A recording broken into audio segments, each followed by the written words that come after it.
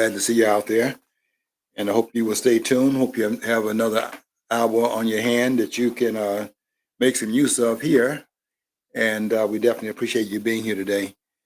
We are back again for another program here at allpointstv.com. And we are the program called What's Going On. And we are trying to bring you the quality program that nobody else is bringing you, although there are a lot of quality programs out there, particularly on my favorite station today, and that is the Newsmax, which I have replaced. I pretty much replaced Fox, except a couple of programs they have over there, and I do like I like Waters' program, and I like most of the time Sean Hannity, most of the time, not all the time, and Mark, then you got to tighten up your game a little bit more. If you're going to keep my attention, you got to stop hogging the microphone, and let your guests do some talking. And don't try to lead them into a conversation of your making. Just ask open questions. Let them go into the arena that you open up for them to go into, and let them fill in the spots with their own views. But these leading questions of "Do you agree with me?" kind of thing, that doesn't always cut it. But Newsmax, you are the what does Newsmax say? They say they are a serious network for serious people, something like that. And I think I like all of it. I don't know of any program they have on there that I don't like. And I have to say here that leading the pack over there, and they're not paying me to say this, but I will tell you my favorite program over there on that network is Kelly's program, Greg Kelly's program, and they have a number of programs I like over there, and that's Smith's program is very good. And the person that says he's your favorite Latino, his program I think his program comes at 4:00, and he has a very good show. Anyway, it's enough advertising for other people. We're trying to advertise our program in our studio. So we're glad you're here, and we're going to pick up on where we were last week. At the end of the program, somewhere therein, John mentioned a book that is a book that's after my own heart. It goes back to this book was published in 1964, and I brought it to the studio. I had to go down in the basement and find it. A very good book by John Stormer. It's called None Dare Call It Treason. And I would highly suggest this book. Sometimes, it's better to read books that have been out for a while and go back to it because the things that they say, you can actually over time go back and check to see what they were talking about in the book has come to fruition. And this book by John Stormer, None Dare Call It Conspiracy. And this book was written in 1964. And that would be 1 year after the assassination of John F. Kennedy in 1963. And I think this book was really written, I can't say absolutely it was written because of the assassination, but None Dare Call It Conspiracy is something that I would take from the assassination of Kennedy, because nobody wanted to call it a conspiracy. They wanted to call it, there's always these lone nuts that are organizing and forming the plans and carrying out the plans. One person, I guess they give us this Sunday school kind of analysis. And so all of this was plotted, planned, and carried out by one person. Well, None Dare Call It Treason is talking about a multiple, not talking about the Kennedy assassination per se, but just talking about how we are in the midst of conspiracies. And this book is very useful to, what I think is going on right now, because I see a lot of things within the purview of what John Spellman wrote about in 1964. I would even tell you this, that when he was talking about conspiracy in 1964, I would tell you that there was a conspiracy in Dallas, and there's no doubt about that. This idea that one man carried out the assassination of a president,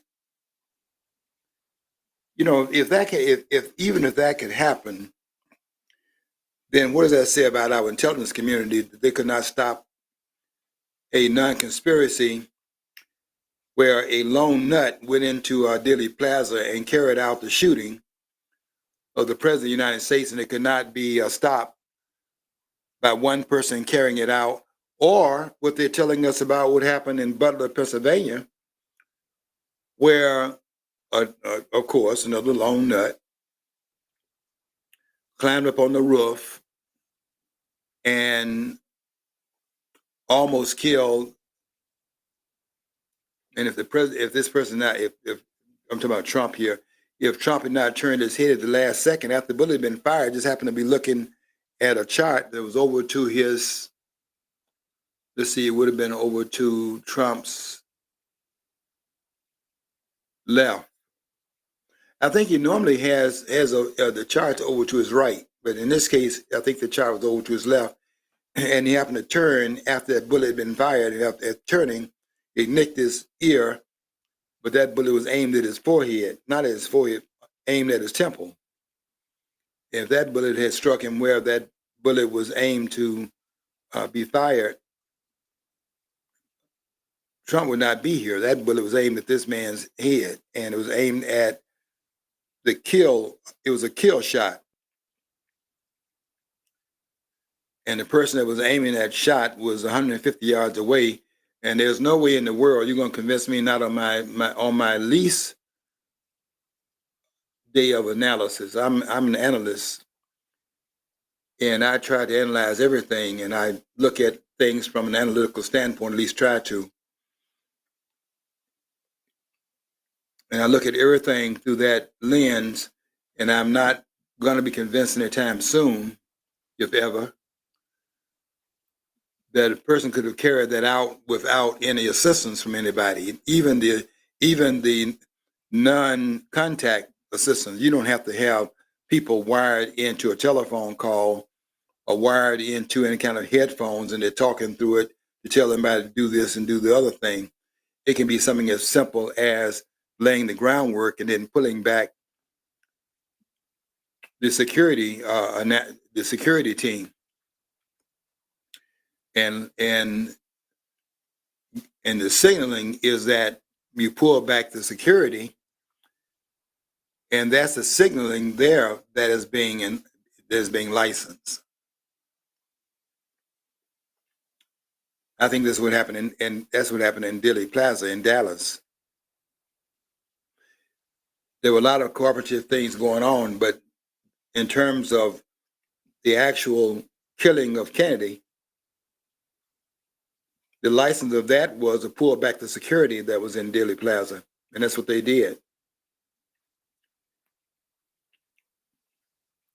None dare call it treason, because if it's treason, then we got the enemy within the country. Everybody knows all countries have enemies outside the country, and you have to be on the lookout for those exterior, extraneous concerns, and you're trying to keep the country safe, and that's why you have a military, because you have to protect your country against enemies without. But the constitutional language says enemies both foreign and domestic, to recognize there are potential enemies inside the country, and you've always had them. You can go back to Benedict Arnold on that one, and that was the enemy within. Benedict Arnold's a very interesting example of it. because it did not start out that way, but was for a number of reasons. You can go read it for yourself. Um, Angry because he did not get the commission he thought he deserved. And he did deserve more than what he was getting. And being disappointed they were overlooking him when he was a premier player in the fighting that was going on, and then being overlooked in the aftermath of that and being angered by it. I don't think you betray your country, for that. And people have betrayed the country for less than that. The 30 pieces of silver idea. But whenever you have the kind of things that are going on inside this country, we've always wanted to go to the nut theory. These are nuts out here, and they have no assistance and so on and so forth. Let me tell you something, just on the QT and running, just to prick your interest. I've been looking at the assassination for the last, this would date me, for the last,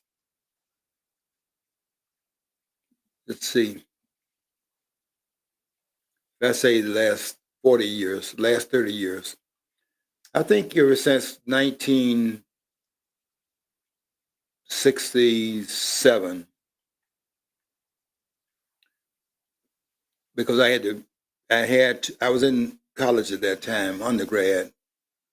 I had finished undergrad in 1966. And the Kennedy assassination happened in my sophomore year.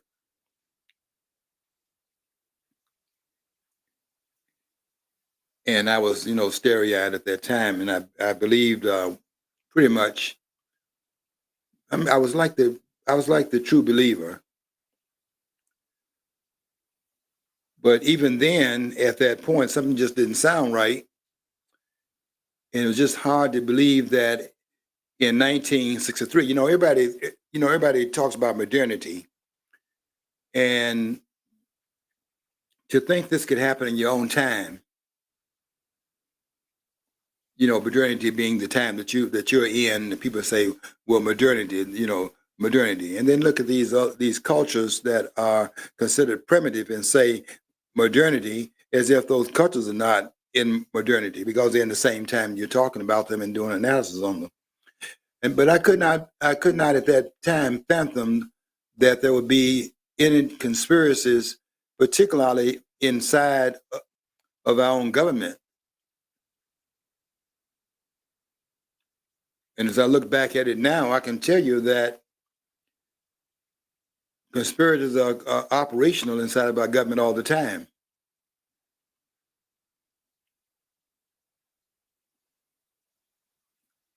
You'd be surprised.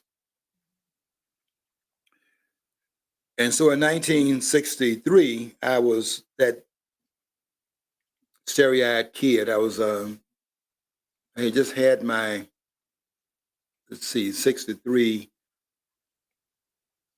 I had just had my,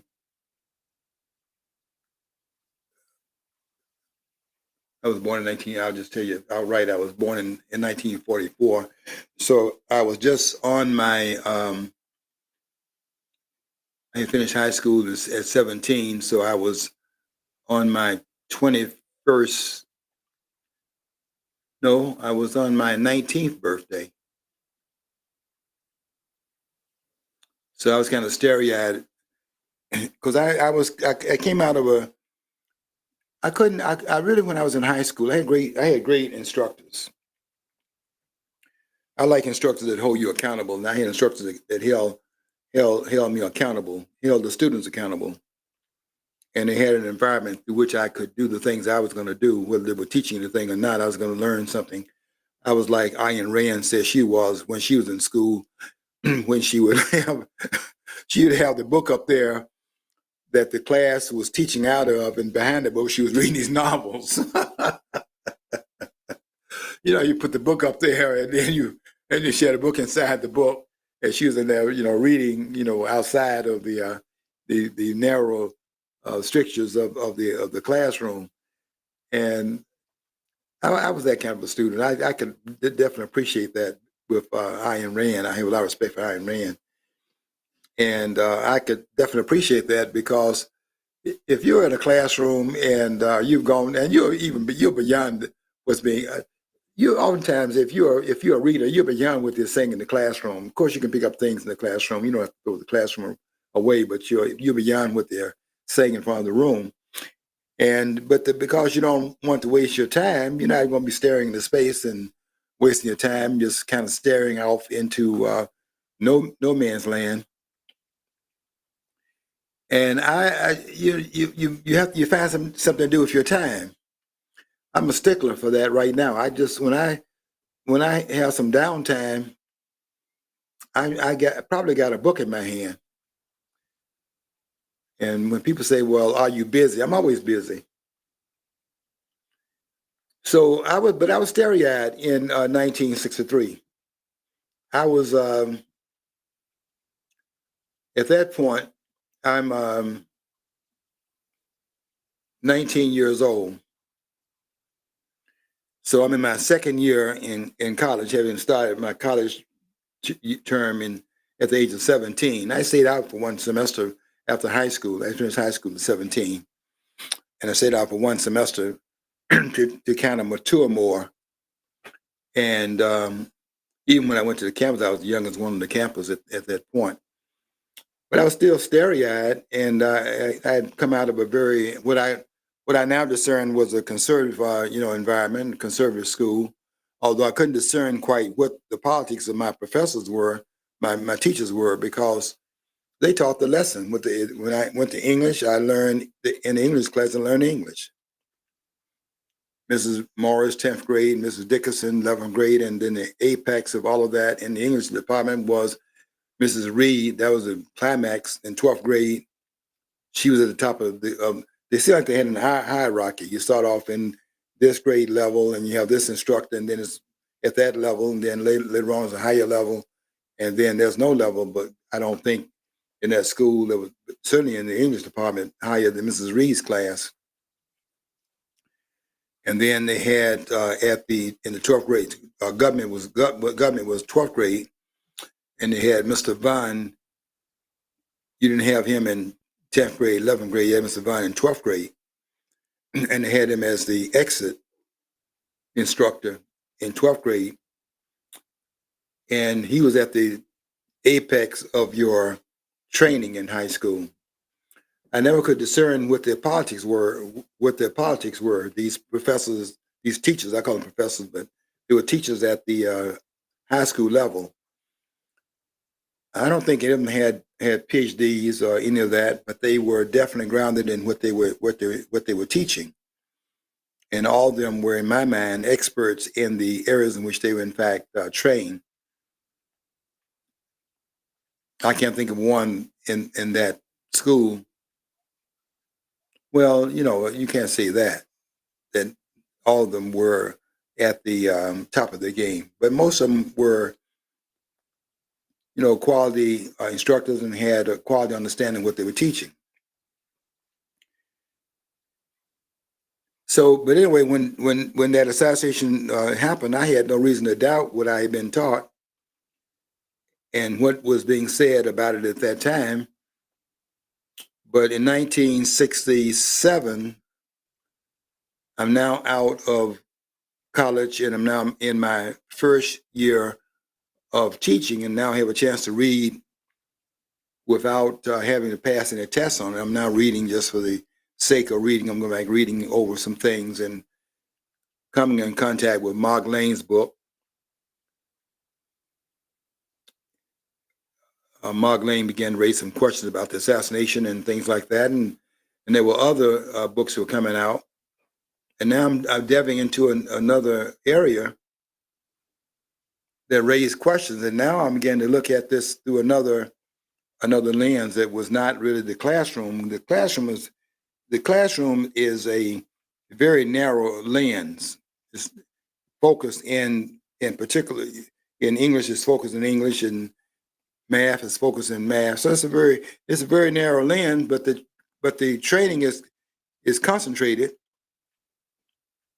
If you let it learn, you can take advantage of that and learn, very in a concentrated way. You can learn that hour is on that instructor. I don't criticize it like some people do.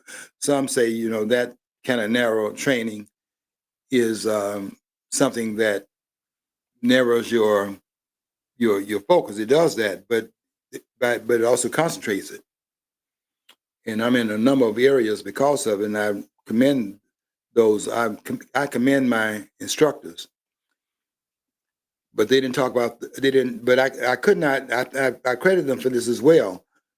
I couldn't tell what their politics were. Dr. Walter Williams was like that. Walter Williams was a columnist, and he wrote a column that appeared in hundreds of newspapers. And there'll be students that would read his column, they go in the classroom and want to talk about what he wrote, and he would not discuss that in his classroom. He would tell them that if they want to come to his office and discuss that, they could, but he was in the classroom to teach economics, which was what he's paid to do, and he would not discuss his political machinations in his classroom. And that was the way that he approached it. I could identify with that. I couldn't tell what their politics were. Mr. Vaughn, who taught government, I couldn't tell. But he knew his government, not as well as I would later, learn it, and the way I know it, which is above the level in which he taught it. There are very few scholars in this country that know it on the level in which I'm, in fact, in the level in which I know it. And I'm not saying that to be braggadocious. I'm just saying it because it's true. And they're not on this level.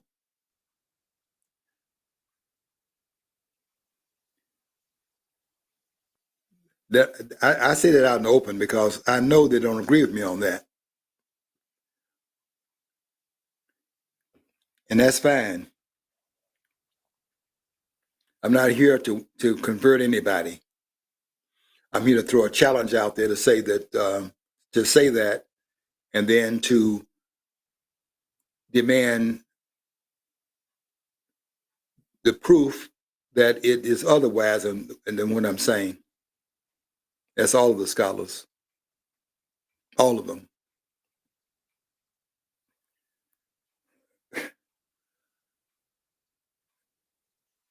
I'm not that starry-eyed kid anymore,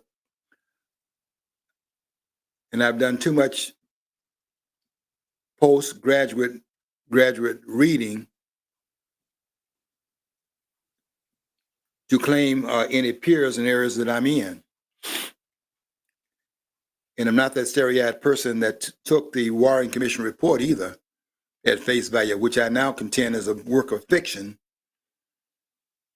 Because, and I was going to tell you about some of the things that I have an immediate objection to. I am convinced that Lee Harvey Oswald was exactly what he said he was. Not that he was not privy to what went on in Dallas. That's why he had to be quieted. Oswald was killed 2 days after the murder of John F. Kennedy. He was killed on the 24th in police custody. And be very careful of these persons that are in police custody, such as Epstein and now P. Diddy and the rest of them. Because once you are captured, does not mean that you're safe. What it really means many times that you're a sitting duck. And you'd be surprised of the number of persons that were in fact and had to be killed to silence what happened in Dallas, including Dorothy Kilgallen, who you might remember her on What's My Line, who became dangerous, by the way, because she went to the trial of Jack Ruby who killed Oswald. And going to the trial because she understands that Jack Ruby is the the living key to what occurred in Dallas. And I can tell you that Jack Ruby was a key to it, because you see, that's why it's so important to go back to a time period, but in the modern time period, but to go back and look at all the things that occurred, because you're getting more information as time passes. And one of the things that's passed was a thing that a program that they did on Newsmax, which was the story of Sam Giancana.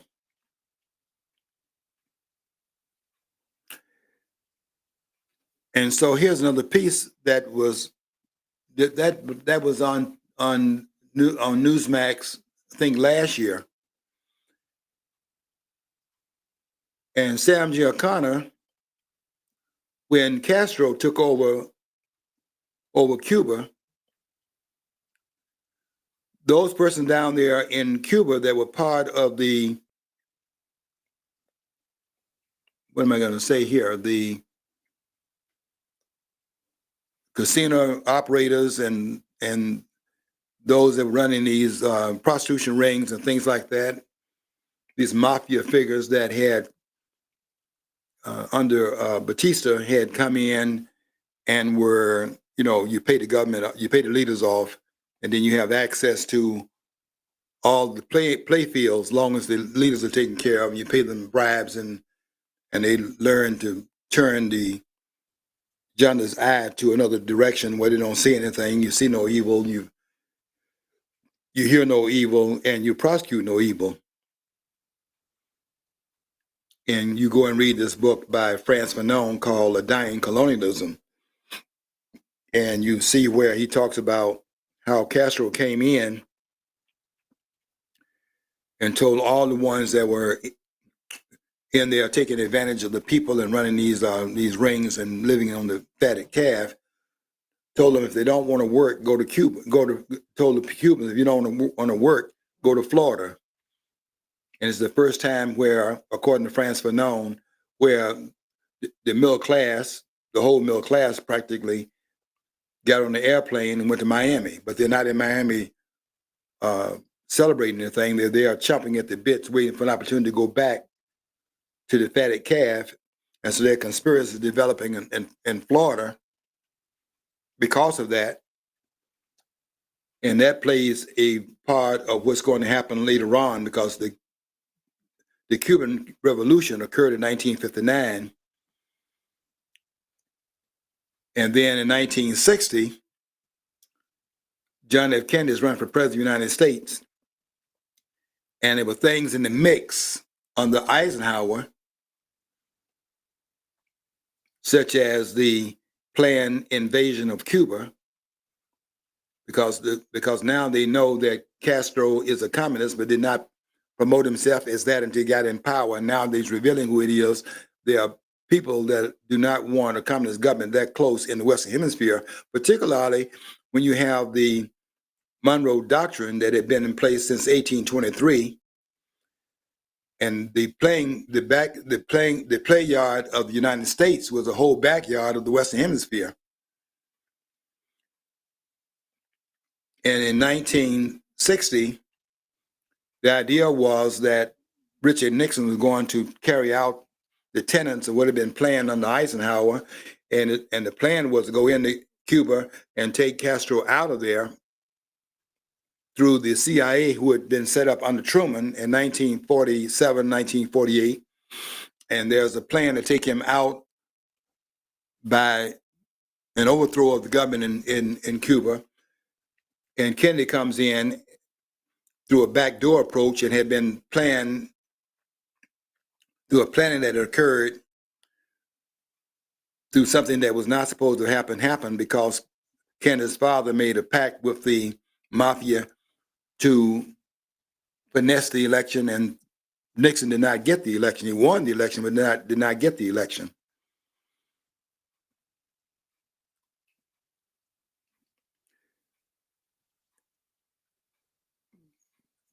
Through Chicago, Mayor Daley in Chicago, I read some of the documents there,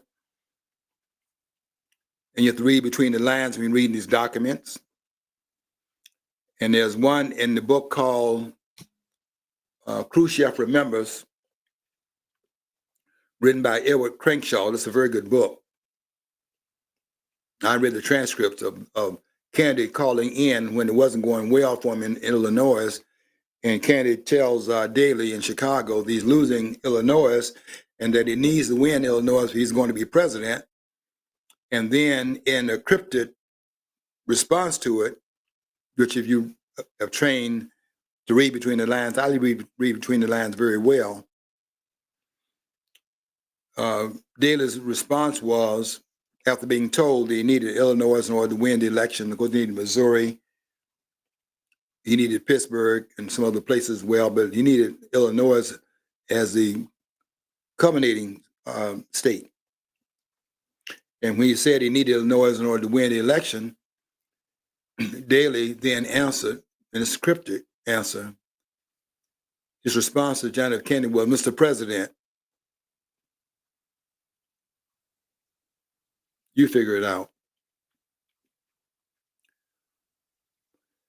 And so Sam Giancana and some of the others in that arena talked to a bird who talked to a bird, and the birds are talking to each other. And John F. Kennedy won the election, but everybody now knows that this is one of the elections that was in fact stolen. But the plans that were in place under Eisenhower that was supposed to be inherited by Nixon were still in place, and that one of the plans was to go into Cuba and take Castro out of power. And now that Kennedy comes in and Kennedy looks at those plans, Kennedy put a hold on those plans and told Allen Dulles, who was the CIA director. Don't forget that Allen Dulles' brother was John Foster Dulles, who was the Secretary of State under Dwight D. Eisenhower. You need to go and do some reading here, and we're not a reading society. That's why a lot of things get past the American people, because we're not a nation of readers.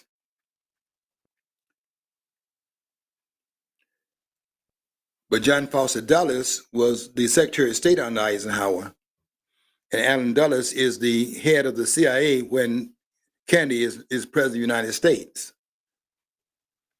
And when he counsels the plans of the CIA to go into Cuba, the Cuban overthrow, it's supposed to have been the overthrow of Fidel Castro, because you got this backyard now being played in by this communist, and the communists are tied into Russia, and that's too close to the shores of the United States. And you go read Edward Crankshaw's book, Khrushchev Remembers, and you see the dialogue going on, and you see where the Kennedy brothers are fearful of the overthrow because they have a soft approach to Fidel Castro, a softer approach to Fidel Castro in Cuba. And you see the Kennedy brothers, don't forget Kennedy's brother was the Attorney General of the United States. And that was a turn that had occurred there, where the Kennedy brothers, talking about Bobby Kennedy, got in there as the Attorney General and was going after the mafia, and the mob was one of the reasons why they are in power. You can see what's getting ready to, what is happening here.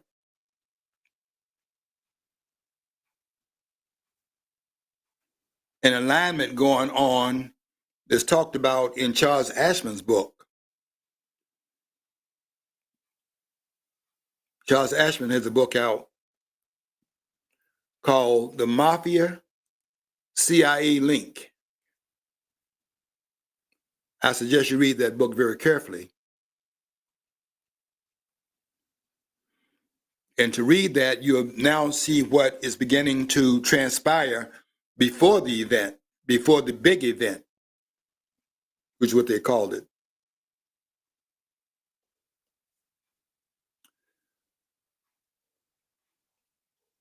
Sam Giancana, who was dating one of the McGuire sisters. You remember the singers, the McGuire sisters?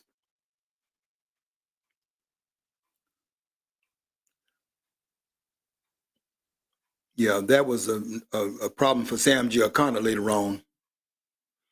But Sam Giancana is a problem in terms of his dealings in Cuba. And be as it may, what came out in the Sam Giancana story was that when Sam Giancana was arrested by Fidel Castro and put in jail there, the mafia sent Jack Ruby to Cuba to get Sam Giancana out of their jail in Cuba. Jack Ruby, the one that killed Lee Harvey Oswald. Yeah. So I never knew that. I never knew that part. Yeah. I never knew that because I knew that he was not all there. There was more to Jack Ruby than met the eye, because he was kind of a. I knew he was kind of a low life criminal type himself. Yeah, he was. With strip clubs and stuff. He was not a reputable person anyway. No, he wasn't. But let's call him what he was. Jack Rubenstein. I was going to say that, but yeah, it's you were aware of that. Yeah, they hide the name. The name's hidden. You know. Yeah, you know. Yeah. Yeah, that was this was the mob putting a hit on Jack Ruby. I mean, putting a hit on Lee Harvey Oswald, and Jack Ruby can be seen in photographs, by the way, a number of times. Every time they brought Oswald out to the public, you can see them pulling Oswald. When Oswald said, he's handcuffed, but they pull him he started saying, "I'm a patsy," and they pull him to that room, got him out of the line of the reporters, saying he was a patsy. But every time he came before the public, you can see pictures. Didn't know what it meant at that time, but you can see pictures now of Jack Ruby in that vicinity of that, and leaning into listening what Oswald is saying. And when Oswald began to talk, particularly when he said he was a patsy, that is a fall guy to be blamed for that. I'll tell you what I was impressed with when I began to look into this thing a lot more carefully, and that was because it canceled out the election of 1964. The president was killed a year before the election, and they were getting ready to run a dynasty in this country. It's going to be John F. Kennedy, then Bobby Kennedy, and who else would be in the Kennedy line? That was going to be a family dynasty kind of thing. And there's Bobby Kennedy, the Attorney General. If they take him on in that, his brother's still the president, and that could be an endangerment. If you want Bobby Kennedy out of the way, because he's now looking at the mafia at a time when J. Edgar Hoover is claiming that there's no organized crime in the country, you take him out and talking about Bobby Kennedy out, then his brother, you have to deal with his brother, the president. If you want Bobby Kennedy out of the way, the thing that makes any sense to that, if that's the intention, you have to go at the top. Because once you go after the head, the body will, in fact, follow in that direction. And so you look at what is really going on here. And I look at the Warren Commission report that I accepted sight unseen at that time. I'm talking about when it came out, when the report came out in 1964, I had no reason, based upon my training, to question anything that was in that report, because I believed our government. Today, I'll tell you this, and I wrote about it today in my post. I'm not bragging here, but if people are not reading my posts on Facebook, I'm the only one on Facebook that writes in the quantity that I write. I read on Facebook every day. And I have the longest post on Facebook. And I'm challenging everybody out there, all the scholars out there, every day that I write. And even in Facebook and Google, oftentimes reading it as I type it. Google reads my articles before I type it, as I type it. And before I can actually take it out of the Google stream and post it on Facebook, so I'm being censored in both directions. Sometimes Google will wipe it off my screen. And then when I post it, then I'm flagged at Facebook, which would say that it violates community standards.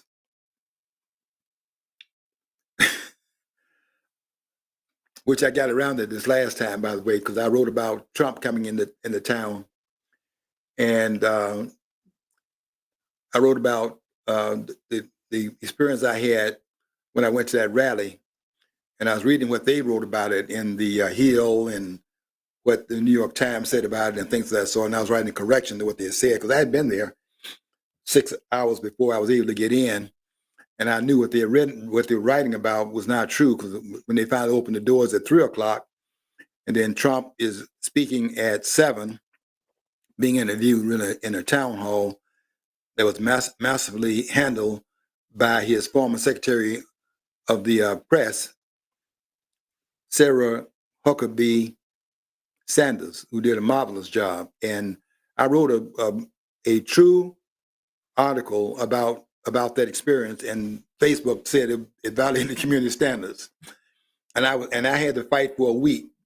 I don't have tech skills, but I have some friends that do.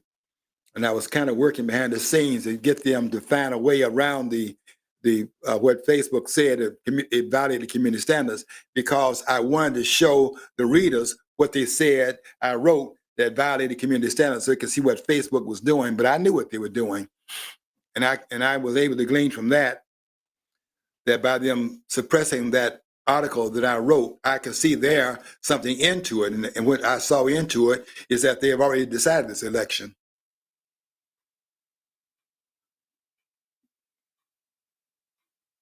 Now, whether they get away with it, that's another matter. But I can tell you right now, they've already decided Kamala Harris will be the next president of the United States. Otherwise, they would not be censoring people who are writing an alternative view that's true and then saying it violates the community standards. What standards am I violating by writing what really happened when Trump was in town here in Flint? I'm not violating any community standards. What I'm doing is violating the narrative. We should want a monopoly on it because they want to act like Kamala Harris is soaring in the polls. How can that be the case when she doesn't even come out and do anything in public? And when she comes out in public, she embarrasses herself as she did when she was interviewed on Oprah Winfrey's show. And they want to act like when she's coming out and having these rallies, her rallies where she's on stage last, 24 minutes? And they're saying that she's soaring in the polls based upon what? She's not soaring in the polls. She's soaring in the press. And the only reason the press is doing that, it doesn't take a rocket scientist to figure this out, is because if they allow narratives that people writing like what I'm writing, and that gets through, and the narrative is not a monopoly of she's just great and doing a great job and she's actually doing this and outpolling Trump and all the rest of it, if that narrative is in fact challenged, it makes it much less believable that she's going to be doing what they intend for those polls to show at the very end on November the 5th. And what I'm writing about and what they've tried to keep from being published is another narrative that if those narratives get through, then it raises a question, like the question that I will begin to raise in 67 about what I've been shown in the Warren Commission report. And they have to stop that narrative. That's what they're trying to do. But I had some friends that helped me figure out how to get around their censorship, to which I was able to get it published after all. They were going through a route that I'm not willing to discuss here because they have their eyes. You'd be surprised. I've been contacted 4 times by the people in Washington, and I have told them each time to go to hell.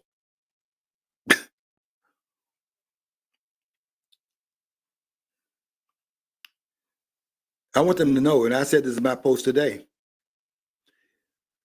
that if you are the enemy of the American people, I'm your mortal enemy.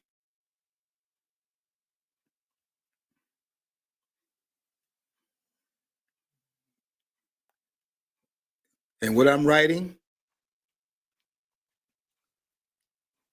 I'm writing. And I'm in this fight for the long run because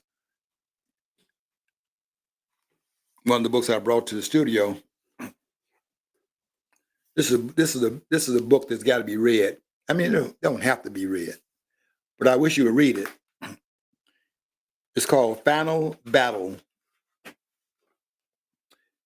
And inside the book, it has, you probably can't make this out on the screen, but it's Final Battle.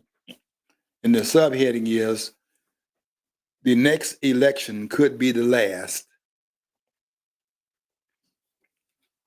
Now, I don't necessarily cater to it will be the last election. I'm not necessarily catering to that. What they're doing is they're not trying to cause it to be the last election. What they're doing is trying to make sure that the next election and all the rest of the elections won't count. That's why they're bringing all these persons in from outside the country. Because what they're doing there is this other book. This is a book written by Victor Davis Hanson. This book is called The Dying Citizen. And the subheading is How Progressive Elites, Tribalism, and Globalization Are Destroying the Idea of America. The idea of America is being murdered. You don't have to cancel the election. You just have to make the election meaningless. And that will keep the people from uniting around a single idea, is that they're being disenfranchised. As long as you can keep the people divided, where they won't see the disenfranchisement, or you can disenfranchise one segment of the population while enfranchising another and get them to be warring with each other, as you did with blacks at a time when you had one group that was being disenfranchised, and you had the other group, let's say in the South, that were being enfranchised, and you have them warring with each other and so on and so forth, where it makes it look like the issue is race. The issue has never been race. The issue has always been the same issue, power.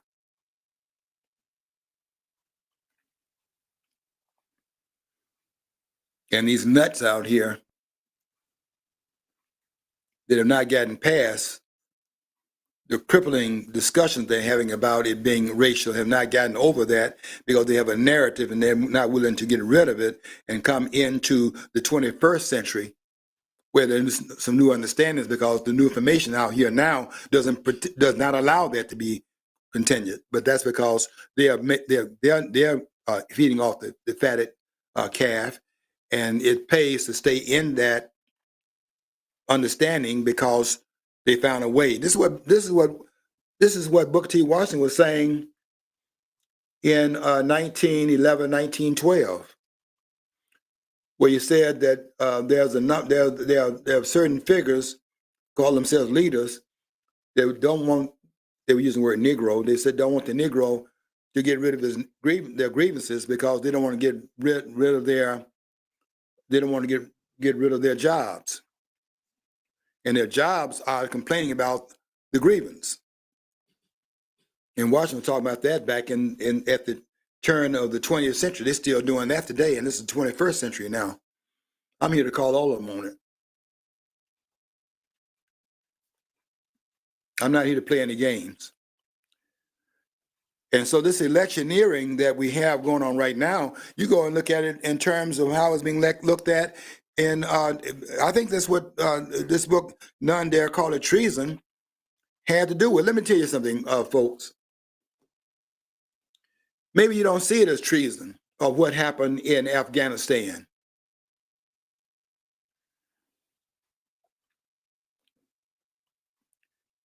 You know, Donald Trump was going to pull out of Afghanistan through a control pullout, where you pull out the equipment, you pull the American citizens out, you pull out the allies and so on and so forth out, and you then, after having extracted all the things of some consequence to the country, your citizens, for example, because that's what the government is designed to first and primary do, represent the citizens of the United States. And it has no largesse to any other people on the planet based upon its constitutional obligation. Where does it say anything else in the document? We the people of the United States. You understand that?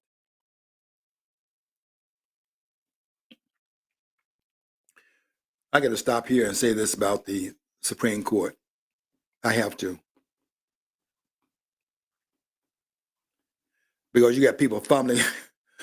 You got people fumbling in the dark. I'm here to call them on it too. I'm singularly one that's qualified in this country to do so. Singularly qualified.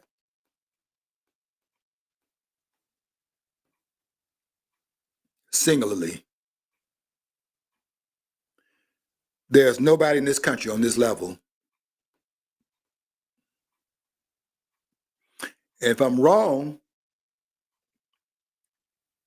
then they need to come on the air when I'm on here. I'm on here every Monday at 2 o'clock at the studio, and I'm on the same networks they're on, Rumble and the rest of them, and I'm not hard to find,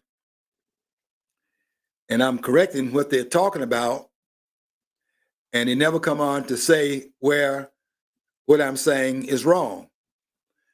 And I'm going to tell the court this. These 9 judges that did not get any smarter because they put on black robes. I'm telling them this. And I want them to listen carefully.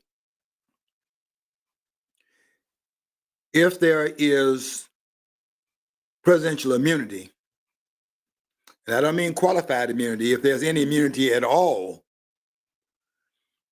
then how do you contend with there being presidential immunity and you have in the Constitution the impeachment clause, where the President of the United States is mentioned by the office that he holds?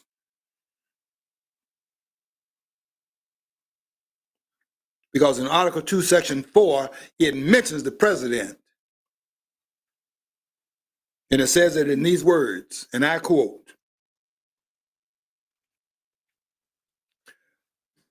the President, the Vice President, and all civil officers of the United States shall be removed from office upon impeachment for and conviction of treason, bribery, and other high crimes and misdemeanors. It names the office holders that are not included in the civil office holders. That's why it pulls out the president and the vice president, because they're not civil officers, they are elected officers of the United States. They're national office holders. The only ones of their kind that are elected by the American people. Is that right? That's why it pulls them out, because the rest of them are included under civil officers, but it does not include the senators and the members of the House of Representatives. Why? Because they're not civil officers. What are they? They're state officers that are placed in the nation's capital as watchdogs of what the states have created. And they created the federal government, and they sent their watchdogs to watch over them so as not to have the concentration of power. That's what that is about. There are no scholars here. None. I'm just here to tell you.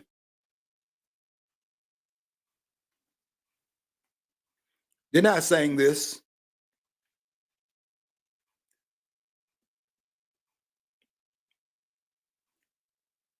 And none of them are qualified to challenge it. There are no scholars on this level.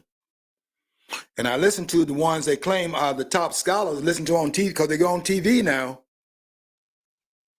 saying some outrageous things. Let me see something here. Let me do something here. Page 24, page 30, page 24, page 38. Let me see if I can do this from memory. Let me read something to you. I have a lot of respect for this book written by David Horowitz, but here's some mistakes that David Horowitz makes.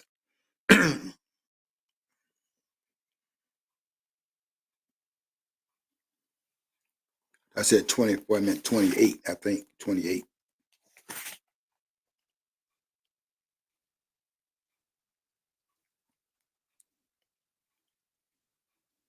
Yeah.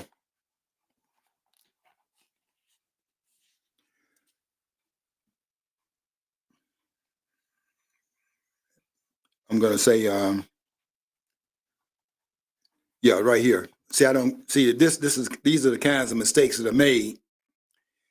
I'm gonna read this excerpt from page 28 and then also page 34. And I can also go to page 175 of this book. Listen to this right here. This is written. I'm not putting down David Horowitz's scholarship. I have a lot of respect for him, and I appreciate his writings because he has an insight. Because he was over there on the left at one point when he wrote the book called Radical Son. He was over on the left, so he understands it very well. And I have to read him because he's no longer over there, and his insights are very valuable. But here's where he makes a mistake. He says the impeachment proceeding did not begin until, now listen to this very carefully, did not begin until the House impeachment managers formally delivered the charge to the Senate on January 25th. This sounds like Lawrence Tribe. Dershowitz said the same thing too, didn't he? Yeah, he's wrong too. It's incredible they would say that, by the way. 5 days after Trump had left office and Joe Biden had been inaugurated as America's 46th president. In other words, Democrats were intent on removing a private citizen from an office he no longer held. This made no sense except as a perverse expression of their obsessive hatred of the man himself, talking about Donald Trump, the hatred of Donald Trump. Well, you see, when you read that, and no one would have a problem with that statement, but I have a problem with it because it shows a lack of understanding in this domain. This is not his area of expertise. But here's the problem with it.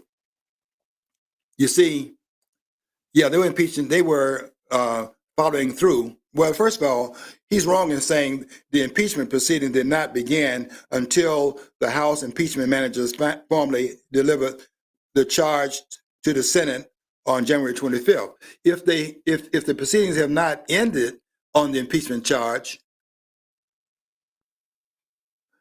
then why are they over in the Senate in the first place? What are they carrying to the Senate? They're carrying the charge over there.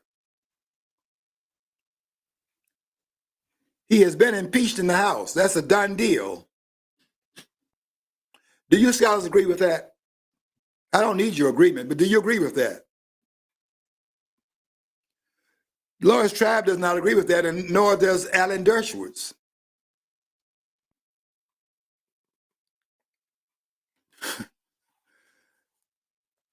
Let me read page 34. This is erasing Trump and his supporters. The improbable Senate impeachment trial of Trump began on February 19th.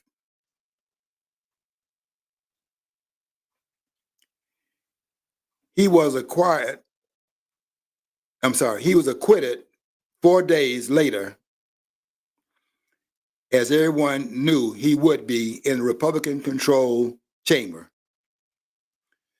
Since the result was known in advance, you're not going to get 2/3 of people in the Senate to convict Trump.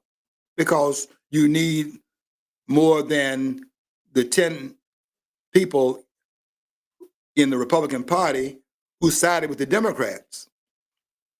And by the way, the 10 that sided with the Democrats in terms of the impeachment, and then the Senate hearings on the impeachment charge, all of them are gone. Romney is not running again. But if he had run in Utah, they would have vacated him out of the office. Liz Cheney left after she did the J6. She was a target in Wyoming because Wyoming is a very red state.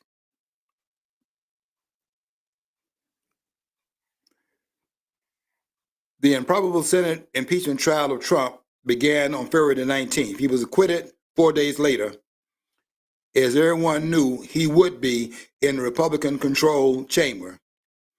Since the result was known in advance, the purpose of the impeachment was to tar and feather the former president who had received a record number of votes in the 2020 election and to tarnish his 74 million voters as supporters of a traitor. Yeah, you can take that as gospel, but that's not all it was about. It was also about the fact that they had not gotten a conviction, and part of the process of impeachment is that if there's conviction, you then can come back with another vote, because if you get 2/3 vote, then you certainly get a majority vote that will bar Trump from ever running again, and they did not get that vote. Never was a conviction, and therefore Trump is running right now. That's what they were intended to do. But if you're not trained in this area, you don't see that. Because you see what happens there, if you, in fact, try the president and you don't convict the president, you cannot then make another charge that based upon the conviction, then you could take another vote and then bar him from ever running for the office ever again based upon the conviction of the president. But I must tell the court this as well. And I can tell these other courts, and that's Merchant's court, that if there is no conviction of the president, and the conviction must be while of something the president did while in office, and the impeachment must happen while he's in office. You see, what that does is that it protects the president so that given the fact that he's vulnerable after he leaves office, it voids them coming after the president, who's a unitary figure that is the executive branch of government. It keeps them from coming after the president after he leaves office, because unless you bring the impeachment charge and then have a conviction based upon the impeachment charge after he leaves office, no charges can be brought. I'm saying that, and no scholar had better say anything about it otherwise. They better not say it. You see, that's why they had to bring a second impeachment. And they thought the president would have been weakened by the fact that the second impeachment would have happened in January, which they rushed through while he was in office. Because once he's out of office, you cannot bring about impeachment. But if you bring the charge before he leaves office, you can have the trial after he leaves office. But the impeachment must happen while he's in office.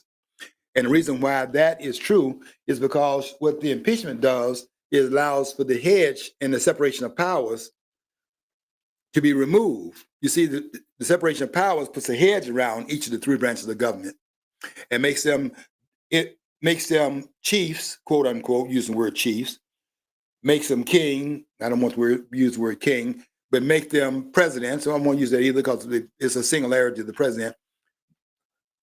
John, you're standing up, so we're running out of time. Yeah. Okay, well, let me wrap this up then. The separation of powers puts a hedge around each of the three branches of government, and that hedge around it, through the separation of powers, make them in their own fiefdom, gives them in their fiefdoms, gives them domain in their own fiefdoms. Now, what allows them to go into where the president is the impeachment process, because of the process that's actually given in the Constitution of the United States, and that allows the heads to be penetrated, and they can now bring about a charge of the president, but it must be done while he's in office, but bring the impeachment charge. The trial can go on after these offices, which would happen in the second impeachment, because now at this point, Trump is out of office. But they're not, it's not just what Horowitz says, to tarnish the president. It is also to bring about a conviction, and then after the conviction, then bar him, because they want to keep this man out of office forever. That's what the intentions are in terms of all this censorship that's going on, and so on and so forth. So to wrap this up, I would just tell you that we've had these kind of shenanigans going on in the presidential office for a long time. Some of the presidents have been shot out of office. Some have been run out of office. It's happened in Nixon in 1974, and so on and so forth. And now we see what's going on with Trump. These are not new things, but you have to understand how to do the analysis and connect the dots and so on and so forth. We're now at another cutting edge here. You can read my article about it. And I'm trying to go into this as we go toward November the 5th, because I think we are there now. We're at the edge of the cliff, teetering and tottering at the edge. And we could be pushed over down into a ravine if we're not careful. And this is the final battle. I don't think he's right in saying it's the final election, but the final battle. And we're here now, and we have to get this thing straight. Okay, I'll be back next week. We'll finish up the rest of it. There are a couple of books here, none there called The Treason, The Dying Citizen, and The Final Battle. These are books you should read as a background and what we're talking about for the next couple of weeks until November the 5th, because we'll be on this topic until the election is held. Okay, I have to get out of here. Until next week, once you follow your dream.